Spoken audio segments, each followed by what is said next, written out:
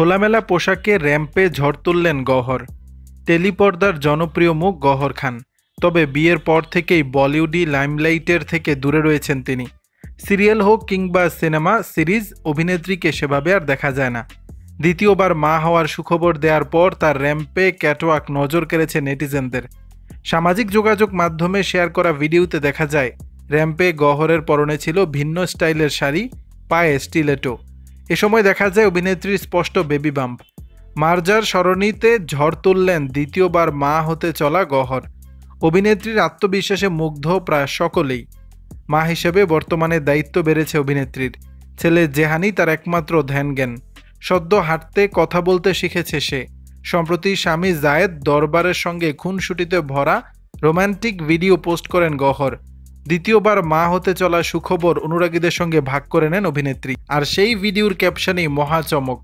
গহ্বর লিখেছেন, বিসমিল্লাহ, আপনাদের সকলের ভালোবাসা আর আশীর্বাদ কাম্য। আমাদের দ্বিতীয় সন্তান আসছে। তার মাত্র কয়েকদিনের মধ্যে খোলামেলা পোশাকে র্যাম্পে ঝড় তুললেন গহ্বর। দর্শক, বিষয়টি নিয়ে আপনাদের মতামত জানাবেন নিচের কমেন্ট বক্সে।